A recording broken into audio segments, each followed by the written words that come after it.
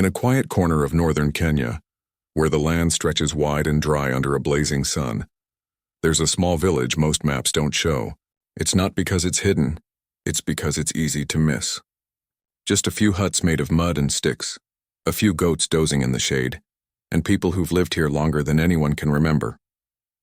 They know the rhythm of this place like they know their own breath, when to plant, when to move the animals, when to stay still and wait. But this year, the rhythm broke.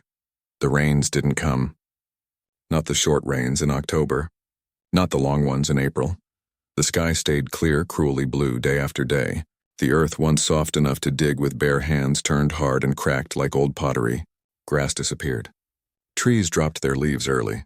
Even the wind felt tired, blowing hot dust instead of cool air. At first, the village managed. They'd been through dry spells before. They rationed water, shared what little food they had, and told stories at night to keep spirits up. But as weeks turned into months, hope began to thin like the milk in their goats' udders. The animals grew weak. The children stopped running and started walking slowly, eyes half closed from thirst. The elders sat in silence more often, their voices fading like the riverbeds. The nearest town with a clinic or a working well was 2 days' walk away, and that was if you were strong. Nobody was strong anymore. A few tried to send messages using the one satellite phone the village owned, but the battery died and no one knew how to charge it. Radios crackled with static. Roads turned to dust. They were cut off not by walls but by emptiness. One evening, as the sun dipped low and painted the hills in orange and red, the whole village gathered under the only tree that still had a few green leaves. It wasn't a meeting called by anyone in charge.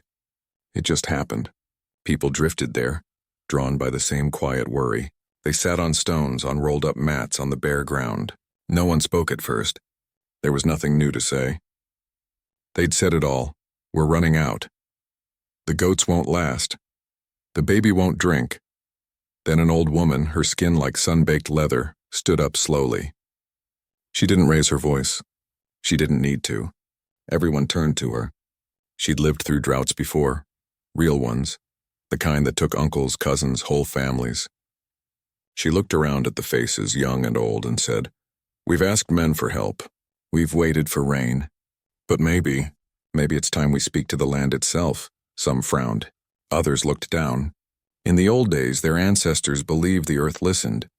Not like a person, but like a living thing. Aware, patient, connected to everything on it. When times were desperate, they'd gather before dawn and make a sound. Not a song, not a prayer, but a deep, low hum from the chest.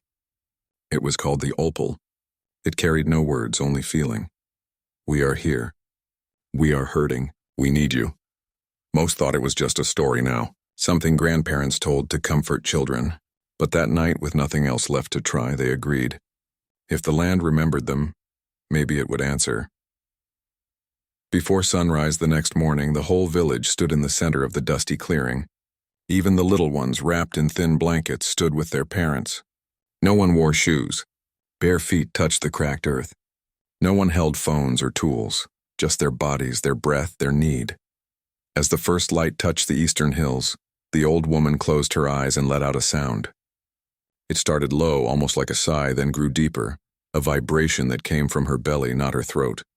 It wasn't loud, but it carried. Others joined in.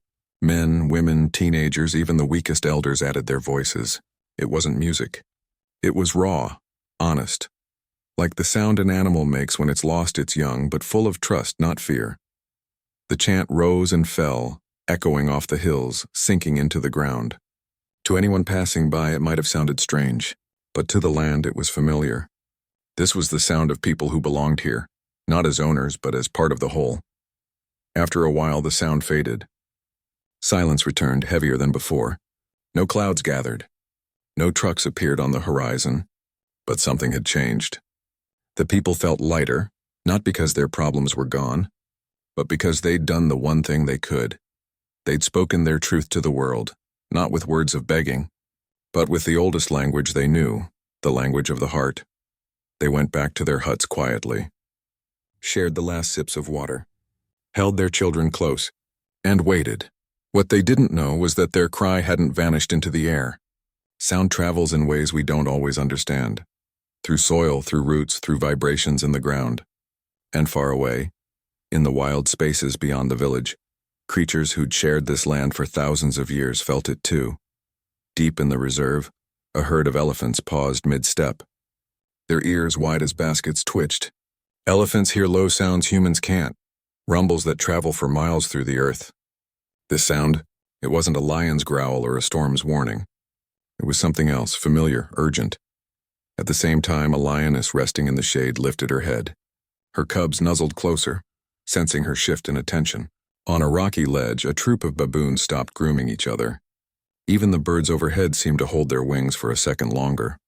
None of them understood human words. But they understood need. They understood thirst. And somehow, in a way science might one day explain, but the villagers already knew in their bones. They understood that the people, the ones who walked softly, who never hunted needlessly, who sang to the stars, were in trouble. Back in the village, another day began under the same hard sun. The children stirred, coughing from dust. The goats bleated weakly, still no help from the outside world. But then, just after mid-morning, a young herder who'd climbed the ridge to scan the horizon came running down, eyes wide. "Come quick," he shouted, breathless. "Something's coming." People rushed out, hearts pounding. Was it raiders? Wild dogs? A sandstorm? But as they reached the edge of the village, they froze. On the dusty trail, moving slowly but surely toward them, was a herd of elephants. Not charging, not confused, walking with purpose. At the front was a massive matriarch, her tusks curved like old bones, her eyes calm and deep. She didn't stop at the usual distance. She kept coming, right to the edge of the village, right to the broken well that held their last water. The people held their breath. Elephants near homes could mean danger, but this one didn't trumpet or swing her trunk in warning. She simply stood there looking at them, not with fear, but with something like recognition. Then, without hesitation, she stepped toward the well. She dipped her trunk into the shallow water, filled it, and turned, not to drink, but toward the nearest hut. There, outside a doorway where a sick child lay, sat an empty clay pot. Gently, carefully, the elephant poured the water into it. Then she turned and went back for more. One by one, the other elephants followed. They didn't drink first. They filled every container they saw, old buckets, gourds, even a child's toy cup left in the dirt. They moved slowly, patiently, as if they knew how precious each drop was. And they weren't the only ones. By afternoon, baboons appeared on the rocks above. Normally, they'd be chased off for stealing food, but today they dropped bundles of wild tubers and figs near doorsteps. Foods full of moisture, foods the elders used to treat thirst in hard times. No one spoke. No one cheered, but tears fell. Quiet, steady tears, because in that moment they didn't feel abandoned. They felt seen, remembered, held. It wasn't a miracle in the flashy sense. No rain fell. No trucks arrived. But something deeper happened. The wild had answered. Not because it owed them anything, but because they were all part of the same story. The same land, the same sky, the same breath.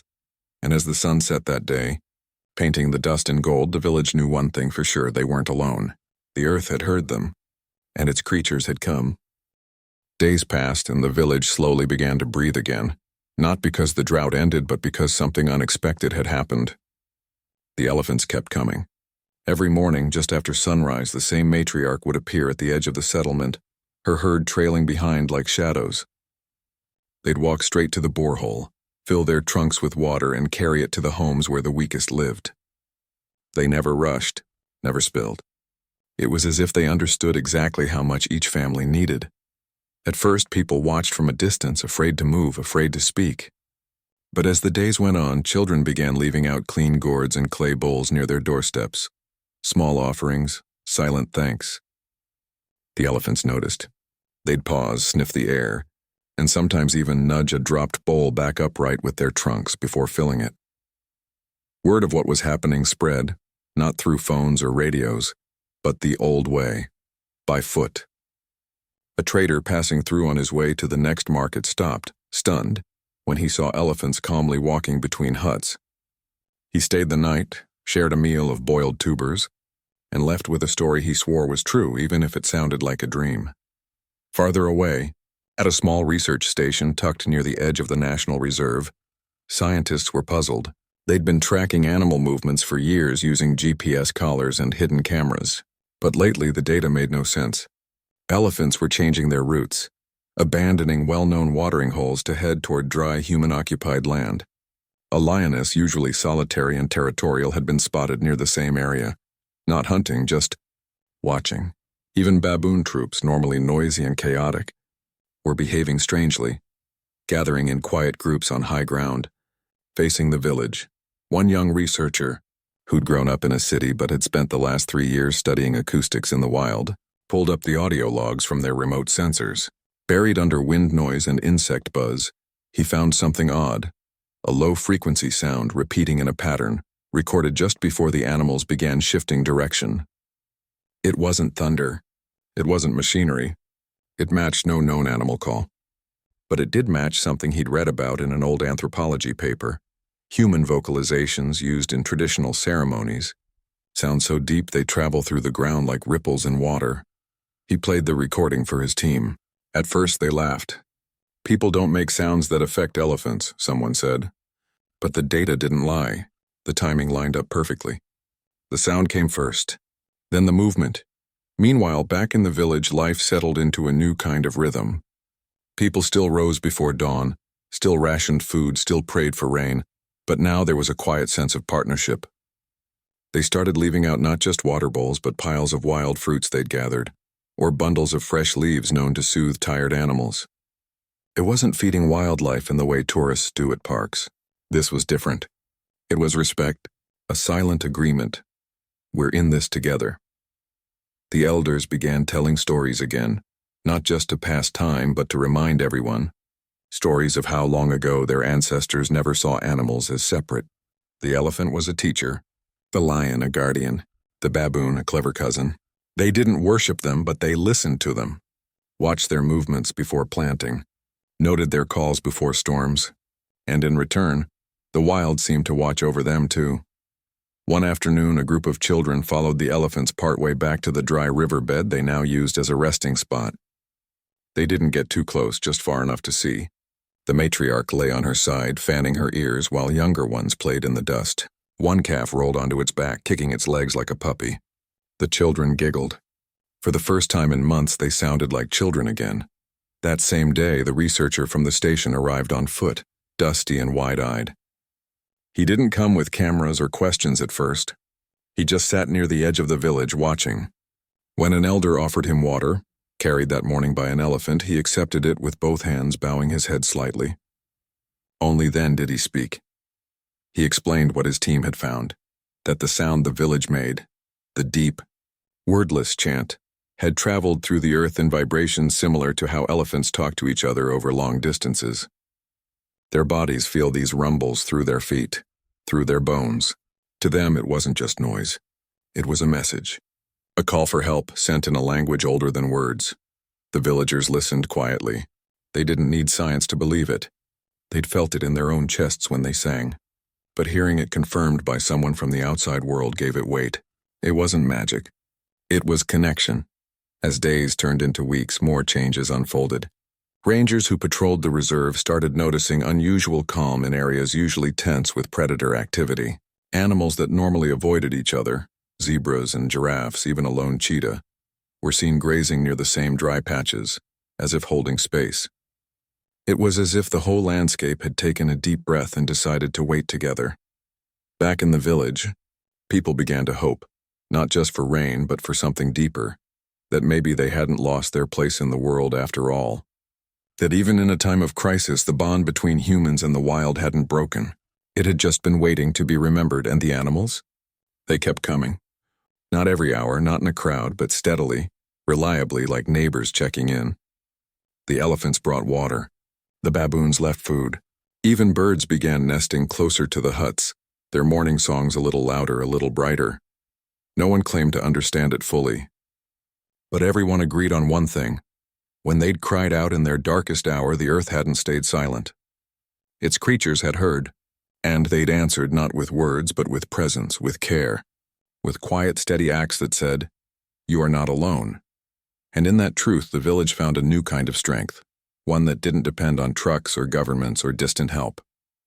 It came from right here, from the land itself and from the living beings who, like them, called this dry, beautiful place home. One morning, just as the sun began to warm the dust, something changed in the air. It wasn't loud or sudden, more like a shift in the wind, a quiet understanding that passed between people and animals without a single word. The matriarch elephant, the one who'd led the first water runs, stood at the edge of the village longer than usual. She didn't go straight to the borehole. Instead, she turned her massive head toward the dry riverbed that cut through the land like a scar, then back toward the cluster of huts where the youngest children slept. Then, slowly, she walked, not to the well, but to a pile of empty gourds left near a doorway. She picked one up gently in her trunk, carried it to the borehole, filled it, and instead of pouring it near the house, she turned and walked toward the riverbed. The villagers watched, confused. Why waste water out there? The earth was too cracked to hold it. But she didn't pour it into the ground.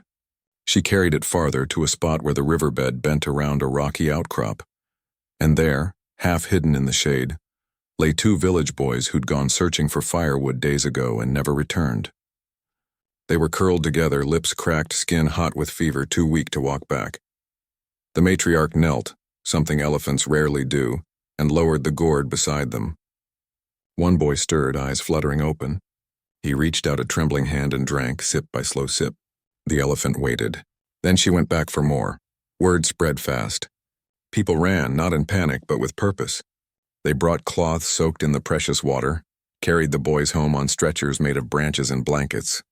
But no one forgot who found them, who brought the first drop that kept them alive. That same afternoon, the baboons returned, not just dropping fruit from above, but coming closer than ever before. They sat on low rocks near the edge of the settlement, watching as women boiled roots and herbs to help the boys recover. One older baboon, his fur silvered with age, held out a handful of wild berries in his paw and placed them carefully on a flat stone near the cooking fire. No one shooed him away. A child reached out slowly, took one berry and smiled. The baboon blinked once, then turned and walked back to his troop. It was as if a door had opened, not between species, but between worlds that had always been connected, just forgotten. The village began to change in small, quiet ways. People stopped seeing animals as separate, as threats or background noise. They started noticing patterns, how the elephants always arrived after the hottest part of the day when water was most needed, how the baboons only left certain fruits when someone was sick, how birds would call in a specific way when danger, like a wandering hyena, was near. They didn't talk about it like it was magic. They talked about it like it was family. The old one knows, an elder would say, nodding toward the matriarch. She remembers us, and maybe she did. Maybe her grandmother had walked these same paths when the village was smaller, when humans still left offerings at watering holes and sang songs of thanks after rain. Meanwhile, the researcher from the station kept visiting, not as a scientist anymore, but as a student. He sat with the elders, not taking notes, just listening. He learned how the old pole wasn't just a cry, it was a conversation. You didn't just send sound into the world. You listened for the answer. And the answer wasn't always in words.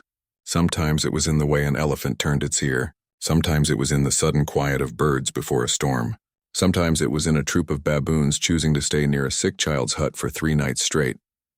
One evening, as the sky turned pink and purple, the whole village gathered again, not to chant but to share.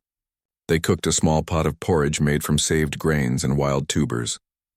They set out bowls not just for people, but on the ground near the edge of the clearing, for the elephants, for the baboons, for anyone who'd walked with them through the dry days.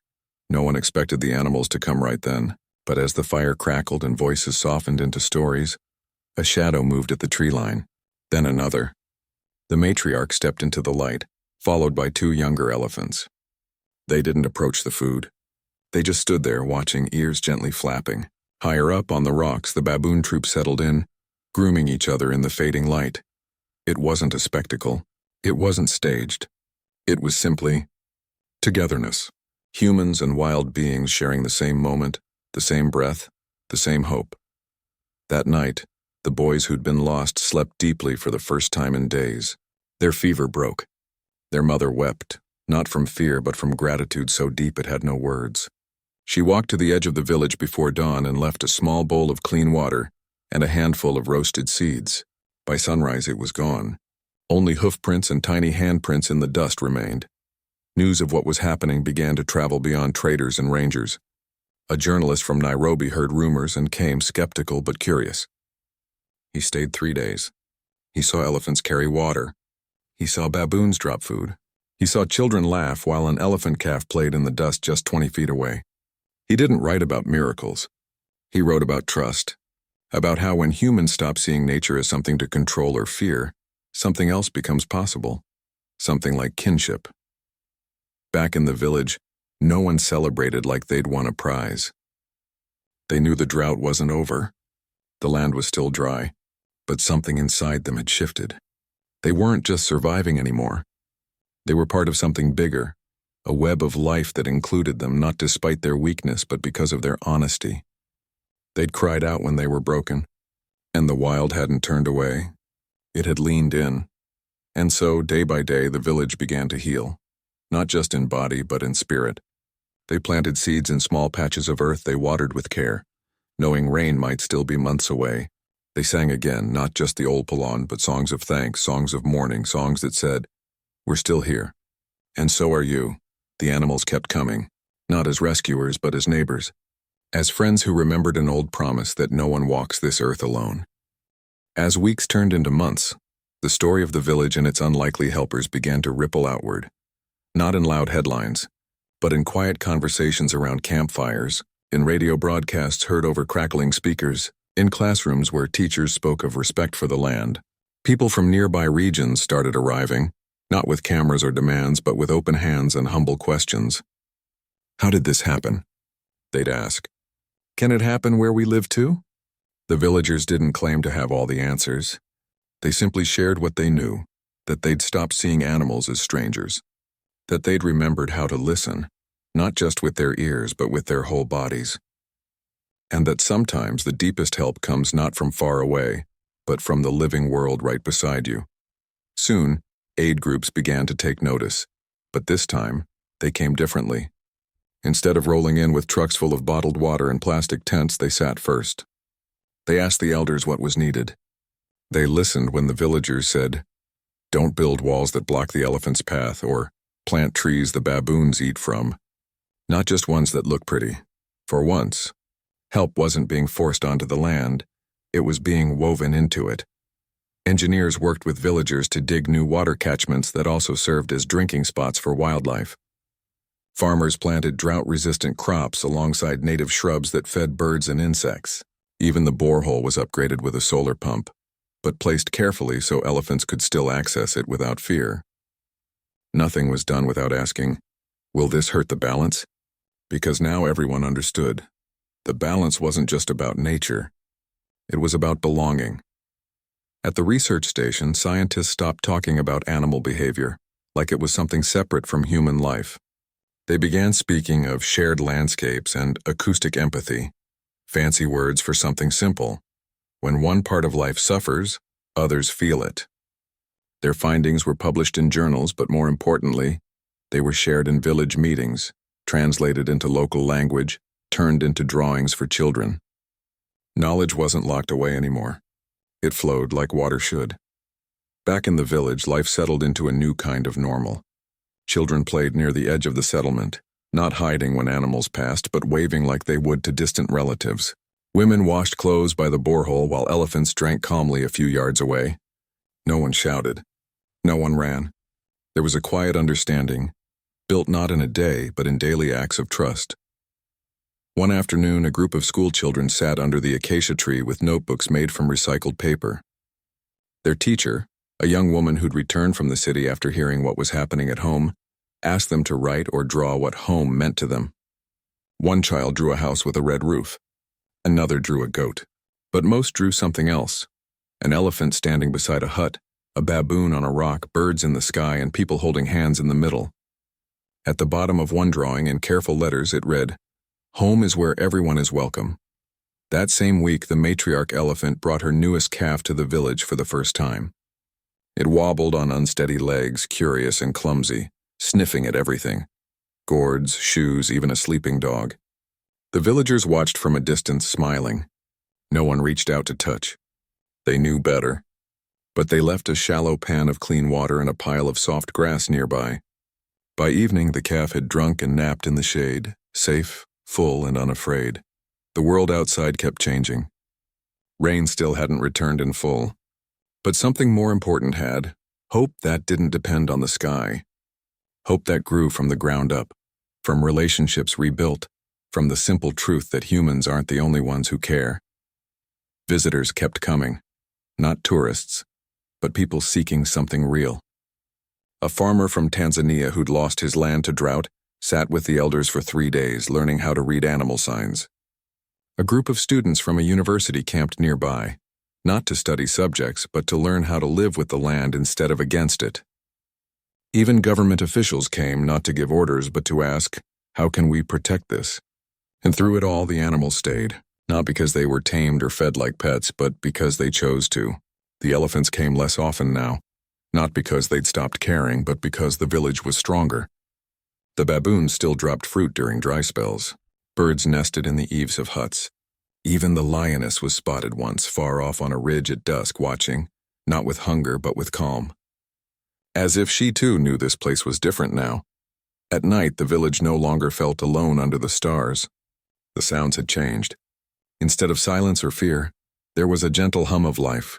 Crickets, distant elephant rumbles, the soft chatter of monkeys settling in trees, the murmur of voices sharing stories. It was the sound of a community that included more than just people. One evening, as the elders sat around a small fire, someone asked, "Do you think this will last?" An old man poked the embers with a stick and said, "It will last as long as we remember, as long as we don't go back to thinking we're above the earth or separate from it. The animals didn't come because we asked nicely. They came because we finally spoke from the heart and stopped pretending we didn't need them." No one argued. They all knew it was true. This wasn't a miracle that happened once and was done. It was a choice, made every day in how they walked, how they spoke, how they shared water, how they left space. And so, the village became more than a place on a map. It became a living example, a quiet proof that even in the hardest times, connection is possible. Not through force, not through technology, but through humility, through listening, through remembering that we are all part of the same story, written in dust, water, breath, and bone. The world watched, not with disbelief but with longing, because deep down everyone knew.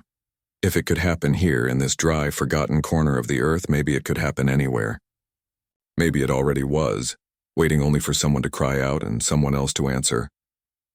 Years passed, and the valley that once cracked under the weight of drought now breathed with quiet green life. Rain had finally returned, not in a flood but in gentle, steady showers that soaked deep into the soil. Grass grew again. Trees stretched new branches toward the sky. Goats grew fat on fresh leaves, and children ran barefoot through puddles, laughing like the world had just been born. But what truly changed wasn't just the land. It was the way people lived on it. The village no longer saw itself as separate from the wild. Instead, it moved with it like a dance learned over time. Every morning before the sun rose high, someone would walk the edges of the settlement not to guard against animals but to check on them. They'd leave out water after hot days, plant fruiting shrubs along old animal paths, and teach the youngest ones how to read the signs. A certain bird call meant rain was coming.